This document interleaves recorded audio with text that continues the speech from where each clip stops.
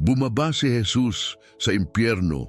Nakipag-usap ba siya sa nahulog na mga anghel at mga patay o dinala lang niya sa langit ang lahat ng naghihintay sa Sheol na sinusunod ang pattern ng ikatlong araw?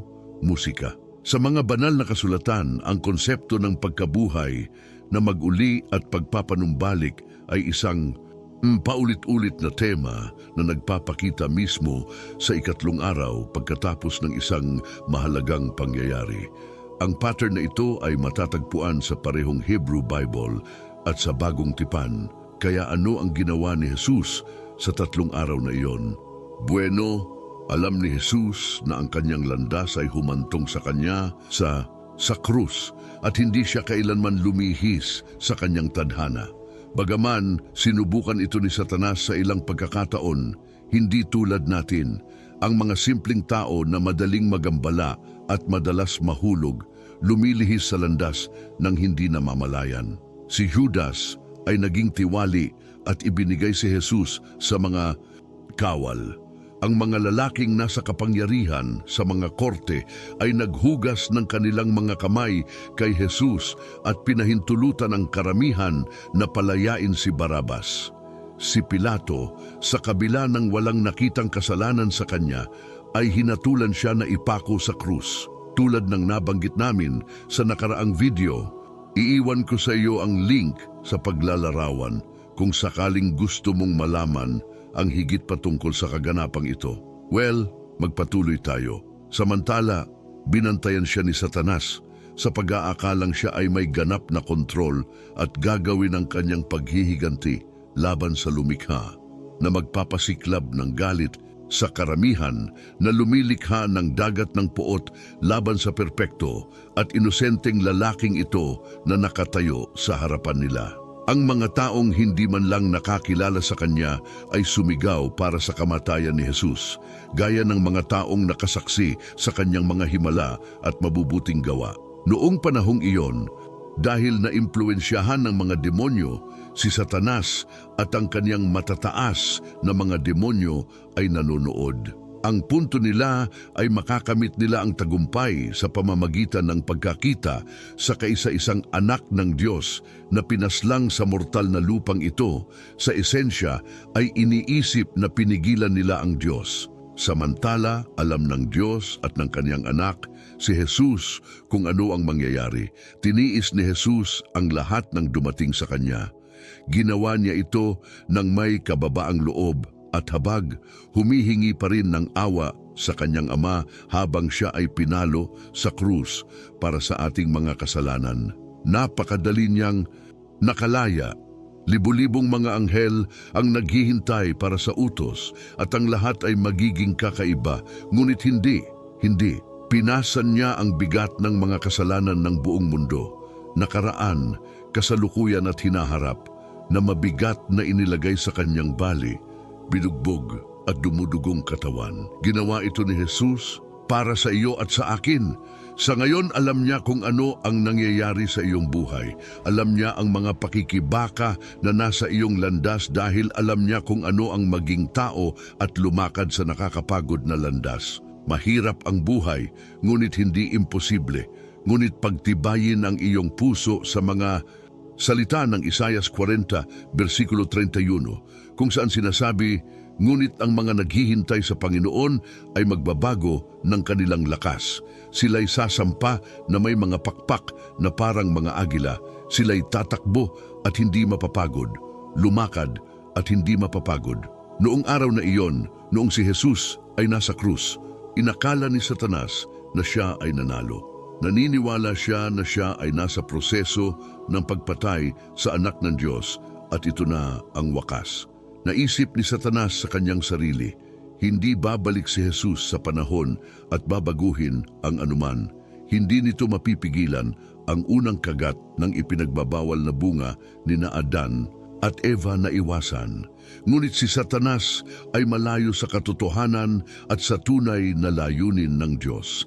Ang gagawin ng Diyos ay baguhin ang wakas ng lahat ng sangkatauhan na malayo sa presensya ng Diyos at hinatulan ng kamatayan. Hindi binago ni Satanas ang paraan ni Jesus. Siguro akala niya meron siya pero hindi. Habang tiniis ni Jesus ang kasalanan ng sanlibutan bilang tanda ng gawaing ito, isang malaking nagbabantang kadiliman ang tumakip sa mundo. Matindi sana ang kapaligiran at malalaman ng mga taong nanonood kay Jesus sa krus na siya ay, sa katunayan, hindi ordinaryong tao. Nang si Jesus ay huminga ng kanyang huling hininga sa krus at ibigay ang kanyang kaluluwa sa Diyos, ang kurtina ng santuwaryo ay nahati sa dalawa mula sa itaas hanggang sa ibaba. Ang tabing na ito ang naghihiwalay sa pinakabanal na lugar, ang pinakatagong lugar ng templo kung saan maaaring pumasok ang mataas na saserdote minsan sa isang taon. Ang pagpunit ng tabing ay sumasagisag sa pagtatapos ng paghihiwalay sa pagitan ng Diyos at ng tao dahil ang daan patungo sa Diyos ay bukas na ngayon sa pamamagitan ng sakripisyo ni Jesus sa krus. Sinasabi sa Mateo 27, versikulo 51, ang lupa ay umuga at ang mga bato ay nahati. Napakalakas ng lindol na ito na nagdulot ng pagkahati ng mga bato at nabuksan ng maraming libingan. Bilang resulta ng dakilang gawang ito, ang mga katawan ng maraming tao na namatay ay nabuhay na mag-uli at nagpakita sa maraming tao sa lungsod. Matapos mangyari ang kamangha-manghang mga pangyayaring ito, ang lahat ng lalaking sumalungat kay Jesus sa buhay ay gustong tiyakin na ang kaniyang mga tagasunod ay hindi makakalikha ng anumang tsismis sa hinaharap tungkol sa bagong relihiyong ito na itinuro ni Jesus. Sa Mateo 27, versikulo 22 hanggang 24, sinasabi, kinabukasan na pagkatapos ng paghahanda, ang mga punong saserdote at ang mga fariseyo ay nagtipon kay Pilato na nagsasabi, Panginoon, naaalala namin na ang mandaraya ay nagsabi, nabubuhay sa isang pagkaraan ng 3 araw ay babangon ako. Kaya't iutos mong ingatan ang libingan hanggang sa 3 araw. Baka dumating ang kaniyang mga alagad sa gabi at siya'y nakawin at sabihin sa mga tao, siya'y nagbangon mula sa gitna ng mga tao. Patay, at ito ang magiging huling pagkakamali na mas malala kaysa sa una. Ngayon, dito tayo lumipat sa supernatural dahil ang kanyang pisikal na katawan ay nakahiga doon, ngunit hindi ang kanyang espiritual na katawan. Ang kanyang espiritu ay wala na sa makalupang kaharian. Mayroong iba't ibang pananaw sa mga teologo tungkol sa kung saan napunta ang espiritu ni Jesus sa 3 araw na iyon. Naniniwala ang ilan na ang espiritu ni Jesus ay inilagay sa lugar ng mga patay kung saan ipinahayag niya sa mga nakakulong na espiritu at sa mga nagkasalang anghel. Ang 1 Pedro 3, versikulo 11 hanggang 20 ay nagsasabi, sapagkat si Kristo ay nagdusa minsan para sa mga kasalanan, ang matuwid para sa mga hindi matuwid, upang dalhin tayo sa Diyos. Siya ay nagbalik para sa mga kasalanan, ang matuwid para sa mga di matuwid, upang dalhin tayo sa Diyos na pinatay sa laman, ngunit binuhay sa Espiritu, na doon din siya pumaroon at nangaral sa mga espiritong nasa bilangguan, na minsan ay lumago ng isang ang pagtitiis ng Diyos ay naghintay noong mga araw ni Noe, habang inihahanda ang arka, kung saan kakaunti ang mga tao, iyon ay 8 ang naligtas sa pamamagitan ng tubig. Kung sinasabi ni Pedro sa bersikulo din natin na si Jesus ay muling binuhay mula sa mga patay sa pamamagitan ng kapangyarihan ng banal na Espiritu, kung gayon ay sinasabi niya sa simula ng bersikulo 9 please na sa Espiritu, si Jesus ay pumunta at nagpahayag sa mga nakakulong na Espiritu. Maraming iskolar ang nagpapakahulugan kay Pedro bilang nagsasabi na sa pagitan o pagkatapos ng kamatayan at pagkabuhay muli ni Jesus, si Jesus ay nagsagawa ng pangangaral sa impyerno mismo gaya ng ginawa niya sa lupa noong panahon ng kaniyang ministeryo. At sinabi niya na ang mga tumatanggap ng pangangaral ni Jesus ay ang mga nakakulong na espiritu na dating masuwayin. Ngunit sino ang mga espiritong ito? Ayon sa ilan, sila ang mga kaluluwa ng mga mananampalataya sa lumang tipan na pinalaya ni Jesus mula sa pagkabihag at dinala sa langit. Ang mensahe kung saan ipinapahayag ni Jesus ang kanyang kamatayan at muling pagkabuhay ay, kung gayon, mabuting balita para sa kanila. Ang iba ay binigyang kahulugan ang mga espiritong ito bilang sinumpaang mga kaluluwa na tumanggi kay Noah Milenia kanina. Para sa gayong mga individual, kinukumpirma ni Jesus ang kanilang paghatol sa pamamagitan ng pagpapahayag ng kanyang tagumpay laban sa kanila at sa lahat ng kanilang mga kaaway sa kanyang kamatayan at muling pagkabuhay. Sa kabilang banda, nakita ng ilang interpreter si Jesus na nag-aalok ng pagkakataon pagkatapos ng kamatayan sa pananampalataya at pagsisisi sa mga nakakulong na espiritong ito. Ngunit mayroon ding ibang paraan upang bigyang kahulugan ang mga salita ni Pedro, at ang nagpapahayag ng talata 19 ay hindi ang muling nabuhay na si Jesus. Walang alinlangan, si Jesus ang nangangaral, ngunit nangangaral siya sa banal na espiritu. At ang panahon ng pagpapahayag na ito ay hindi ang bintana sa pagitan ng kamatayan at pag-akyat ni Hesukristo, ngunit sa panahon ng buhay ni Noe. Kaya ano ang sinasabi ni Peter? Sinasabi nito na si Noe sa paggawa ng arka ay nagpatotoo sa darating na paghatol ng Diyos at siya ang mangangaral ng katuwiran. Gaya ng sinabi ni Pedro sa isa sa kanyang mga liham, sa 2 Pedro versikulo 10, ipinangaral ni Noe sa kapangyarihan ng banal na espiritu, ang espiritu na tinawag ni Pedro na espiritu ni Kristo sa 1 Pedro versikulo 11. Ngunit ang lalaki at babae ng ang henerasyon ni Noe, sa kabila ng pagtitiis ng Diyos sa pagpapaliban ng paghatol, ay tinanggihan ang pagpapahayag na iyon dahil sa kanilang nakaraang pagsuway. Ang mga taong ito ay kasalukuyang nasa bilangguan.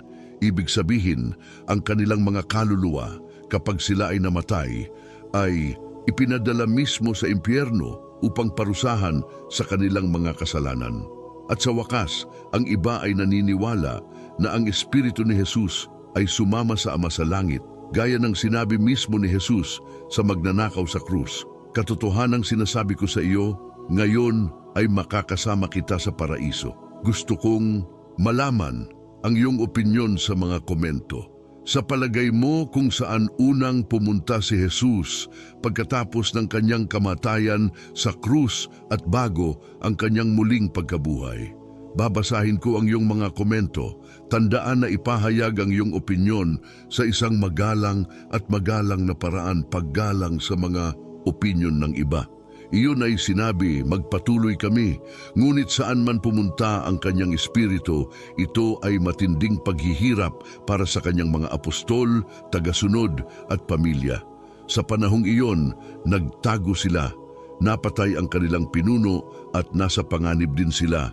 Ang ilan ay nagpahayag na hindi nila kilala si Jesus, na sinisira ang kanilang sariling mga puso sa proseso. Sa Osea 6, versikulo 1 hanggang 2, sinasabi, halikayo, tayo'y manumbalik sa Panginoon, sapagkat tayo'y inagaw niya at pagagalingin tayo at tayo'y ibinigay at tatalian. Bubuhayin niya tayo pagkaraan ng 2 araw. Sa ikatlong araw ay ibabangon niya tayo at tayo ay mabubuhay sa Kanya. Sa katunayan, muling babangon si Jesus sa ikatlong araw, nakukumpleto sa 3 araw na siklo: kasalanan, pagtubos at muling pagkabuhay.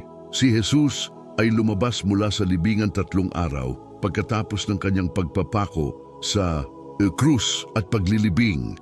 Maagang umaga ng linggo, pumunta si Maria Magdalena at ilang iba pang babae sa libingan upang pahira ng mga pabango ang katawan ni Jesus. Gayunpaman, pagdating nila, nakita nilang nag-ulong na ang bato ng libingan, bukas ang kuweba, at sa loob ng libingan nalaman ng mga babae na wala roon ang bangkay ni Jesus. Sa halip, nakita nila ang 2 lalaki na nakadamit ng nakasisilaw na damit na nagsabi sa kanila na si Jesus ay nabuhay mula sa mga patay. Natakot at nalito ang mga babae, ngunit ipinaalala ng mga lalaki sa kanila ang sinabi sa kanila ni Jesus bago ang kanyang ang kamatayan, na siya ay ipapako sa krus at mabubuhay na mag-uli sa ikatlong araw. Bilang kamanghamanghang at hindi kapanipaniwala na tila, ito ay talagang nangyayari. Ang mga anghel na ito ay gumugol ng panahon kasama si Jesus sa libingan bago ito itabi at pinahintulutan ng kanilang hari na lumakad sa lupa para sa isa pang 40 araw. Maraming mga sanggunian sa Biblia na nagpapatunay na si Jesus ay bumaba sa impyerno pagkatapos ng kanyang kamatayan at pagpapako sa krus at bago ang muling pagkabuhay. Ang isa sa mga ito ay matatagpuan sa Ebanghelyo ni Juan, Kabanata 20, versikulo 17. Sinasabi nito, nang si Jesus ay nagpakita kay Maria Magdalena sa ikatlong araw, pagkatapos ng kanyang kamatayan sa libingan na walang laman, sinabi ni Jesus sa kanya, "Huwag mo akong hawakan, sapagkat hindi pa ako nakakaakyat sa aking Ama. Ngunit pumunta sa aking mga kapatid at sabihin sa kanila, ako ay aakyat sa aking Ama at inyong Ama, sa aking Diyos at inyong Diyos." Sa iyong palagay, bakit hindi pinahintulutan ni Jesus na hawakan siya ni Maria Magdalena? Bakit niya sinabi kay Maria Magdalena na hindi siya umakyat sa kaharian ng Diyos? Well, susubukan naming sagutin ang pag-aalala na iyon. Gayunpaman, ang nakasulat sa aklat ng Biblia tungkol sa pagbaba ni Jesus ay hindi nagpapaliwanag ng detalyado kung bakit siya bumaba sa impyerno. Mayroong ilang mga apocryphal na teksto na isinulat noong mga ikatlo at ika-4 na siglo AD na ganap na nagpapaliwanag ng mahiwagang papel ni Jesus sa kaharian ng kadiliman. Pagkatapos ay pupunta si Jesus upang salubungin ang kanyang mga alagad sa Lucas. Sinasabi sa Lucas 24, versikulo 36 hanggang 49, habang pinag-uusapan pa nila ang mga bagay na ito, tumayo si Jesus sa gitna nila at sinabi sa kanila, "Sumainyo ang kapayapaan." Pagkatapos sa takot at takot, akala nila nakakita sila ng isang espiritu. Ngunit sinabi niya sa kanila, "Bakit kayo nababagabag sa inyong mga puso at sa inyong mga pag-iisip? Tingnan ninyo ang aking mga kamay at ang aking mga paa na ako rin ito. Inyong damhin at tingnan, sapagkat ang espiritu ay walang laman at buto gaya ng inyong nakikita na mayroon ako." At pagkasabi nito, ipinakita niya sa kanila ang kaniyang mga kamay at ang kaniyang mga paa. Samantalang sila sa kagalakan ay hindi naniniwala dito at namangha, sinabi niya sa kanila, "Mayroon ba kayong makakain dito?" Pagkatapos ay binigyan nila siya ng bahagi ng isang inihaw na isda at isang pulot-pukyutan at kinuha niya ito at kumain sa harap nila. At sinabi niya sa kanila, "Ito ang mga salitang sinabi ko sa inyo noong ako'y kasama pa ninyo, na ang lahat ng bagay na nasusulat tungkol sa akin sa kautusan ni Moises, sa mga propeta at sa mga salmo ay dapat matupad." Pagkatapos ay binuksan niya ang kanilang pangunawa upang maunawaan nila ang mga banal na kasulatan at sinabi sa kanila, "Ganito ang nasusulat at sa gayon kinakailangan na ang Kristo ay magdusa at magbangon mula sa mga patay sa ikatlong araw at ang pagsisisi at kapatawaran ng ang mga tao ay dapat ipangaral sa kanyang pangalan. Kasalanan sa lahat ng mga bansa simula sa Jerusalem. At kayo ay mga saksi ng mga bagay na ito. Narito, ipapadala ko sa inyo ang pangako ng aking Ama, ngunit manatili kayo sa lungsod ng Jerusalem hanggang sa kayo ay pinagkalooban ng kapangyarihan mula sa itaas." Gumugugol ng panahon si Jesus sa kaniyang mga alagad sa susunod na 40 araw. Hahanapin niya sila at tuturuan sila tungkol sa kaharian ng Diyos. Ipapaliwanag niya ang kapangyarihan ng banal na espiritu upang ang kanyang mga disipulo ay magpatuloy sa kanyang gawain pagkatapos na siya ay mawala. Sa Juan 16, versikulo 25 hanggang 26 sinasabi, "Matuwid na Ama, hindi ka nakilala ng sanglibutan, ngunit nakilala kita, at nakikilala ng mga ito na ikaw ang nagsugo sa akin, at ipinakilala ko ang iyong pangalan sa kanila, at ako bibigyan mo pa rin ito ng kaalaman, upang ang pag-ibig na inibig mo sa akin ay mapasa kanila at ako sa kanila. Ngayon nagtataka ka, bakit si Jesus ay bumaba sa Hades? Ano ang pakiramdam ng ginagawa doon? Bahagi ba ito ng plano ng Diyos? Well, ngayon ay susubukan naming linawin ang alalahaning ito. Halika sa mas malalim na bagay, lahat ng ginawa ni Jesus sa impyerno pagkatapos ng kanyang kamatayan. Ang kwentong ito na ipapaliwanag ko sa ibaba ay tutulong sa atin na maunawaan kung bakit si Jesus ay bumaba sa impyerno, kung ano ang ginawa niya doon at kung paano ito naisulat na, gaya ng sinasabi sa atin ng propesiya na ito tungkol kay Jesus mula sa pagkakatatag ng mundo. Para mas maunawaan ito, banggitin natin ang sandali nang si Arkanghel Miguel mismo ay nagpropesiya tungkol kay Jesus. Nakapagtataka kung paano mula sa panahon ni Adan at Eva, si Arkanghel Michael ay nagpropesiya tungkol sa pagdating ni Kristo na sa gayon ay tutubusin ang mga matuwid sa espiritu. Sa apokripal na ebanghelyo ni Nicodemus, dalawang saksi ang binanggit, sina Carinus at Lucius, dalawang Israelita na namatay at napunta sa impyerno. Ang dalawang lalaking ito ay muling binuhay salamat kay Kristo na nagpalaya sa kanila mula sa impyerno. Ang dalawang lalaking nabuhay na mag-uli ay dinala ni Jose, Nicodemus at iba pa sa sinagoga. Nakita ng mga pari ang kanilang kamatayan at ngayon ay natagpuan silang buhay. At pagdating nila sa lugar, hiniling nila sa kanila na sabihin kung ano ang nangyari. Ngunit sila una sa lahat ay humingi ng pahintulot sa Diyos at sa kanyang anak na si Jesucristo sa panalangin na sabihin ito. At pagkatapos ay humiling sila ng mga pergamino upang isulat ang mga pangyayari. Si Adan at lahat ng kanyang mga inapo, mga propeta at mga banal ay nasa impyerno. Agad nilang nakita na kahit isang maliit na sulok ng impyerno ay naliliwanagan ng napakaliwanag na liwanag. Ang liwanag nito ay mas malakas kaysa sa liwanag ng araw. Pagkatapos ay nagalak si Adan at inutusan si Sed, ang kanyang ikatlong anak, na sabihin sa Arkanghel Michael.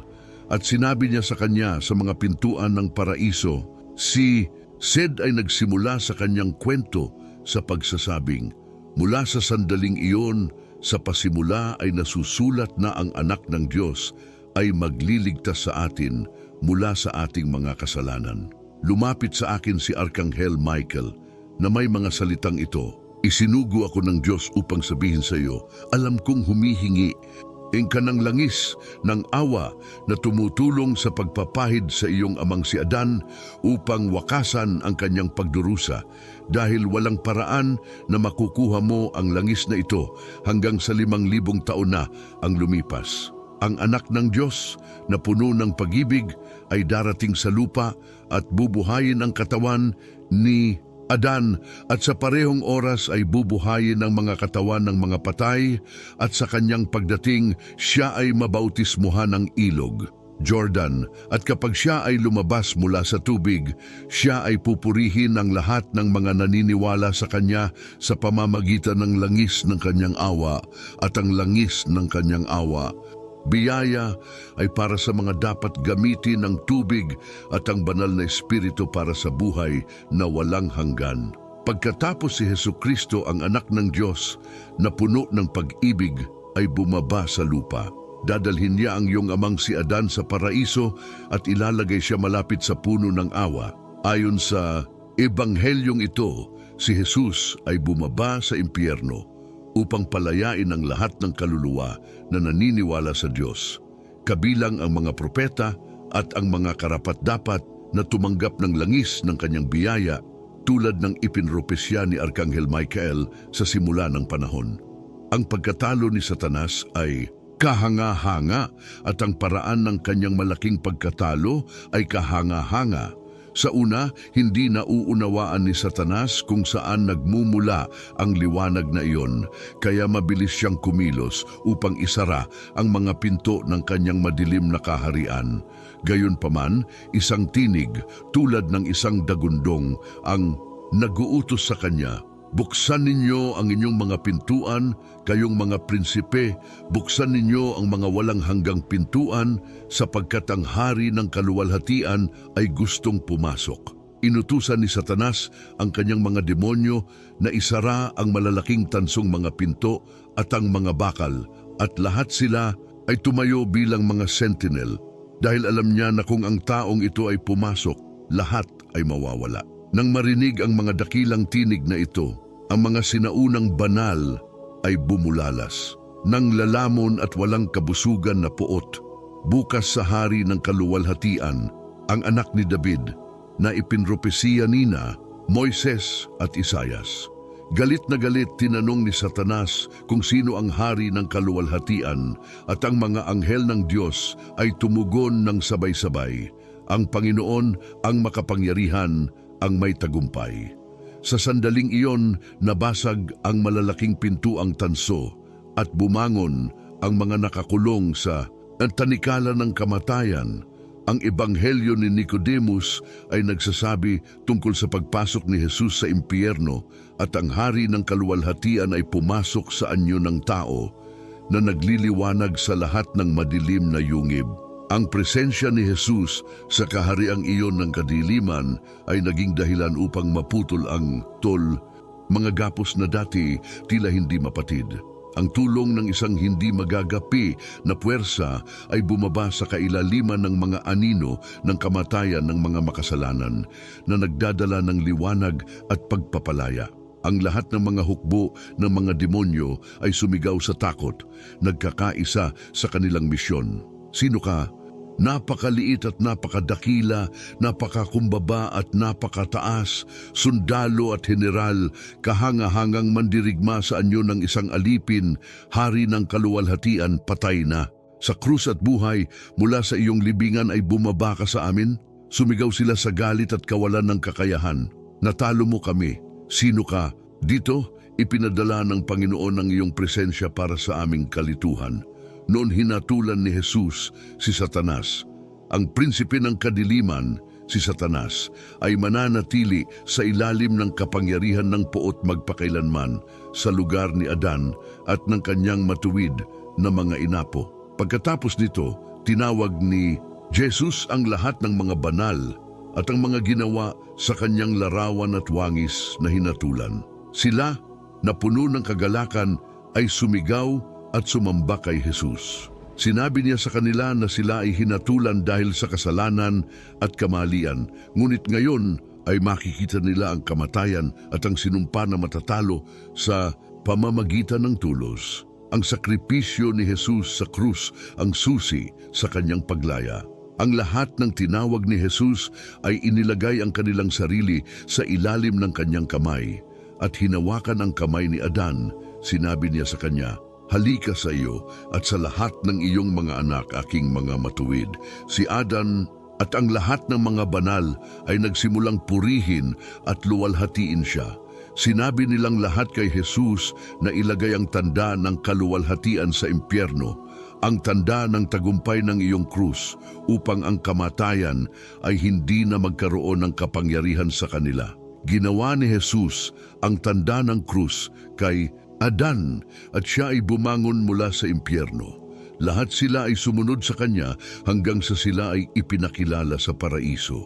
Ang pagdating sa paraiso ay nagsasabi na, sa lugar na iyon, mayroong dalawang matandang lalaki na anyong tao. Si Enoch na ipinadala doon sa utos ng Panginoon, at si Elias na dinala ng isang karwahing apoy. Parehong nagulat na sila ay inilaan sa paraiso para sa pagdating ng Antikristo, armado ng mga banal na turo at pinagkalooban ng kapangyarihan upang labanan siya.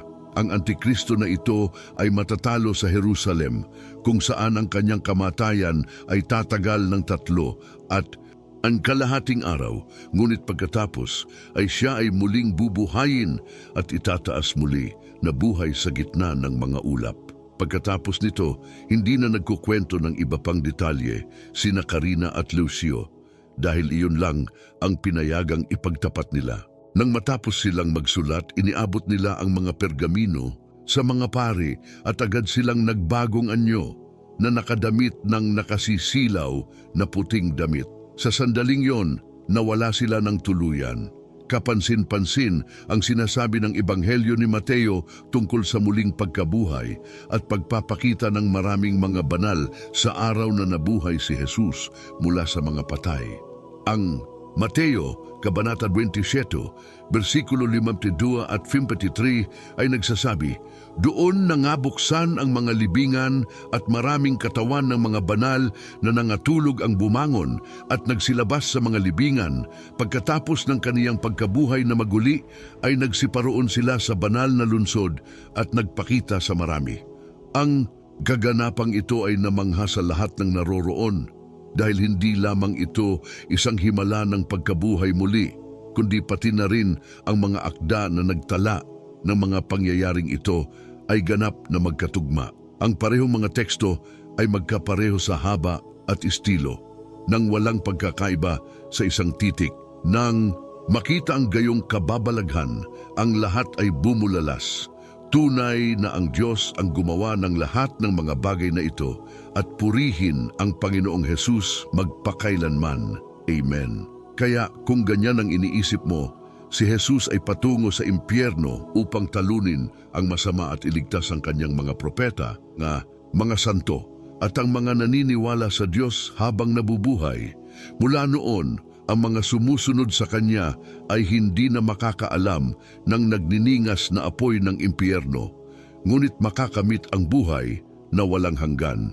Bueno, nakarating na tayo sa dulo ng kaganapang ito sa Biblia, at sana ay nagustuhan mo rin ito gaya ng ginawa ko. Sabihin sa akin kung ano ang naisip mo sa kwentong ito.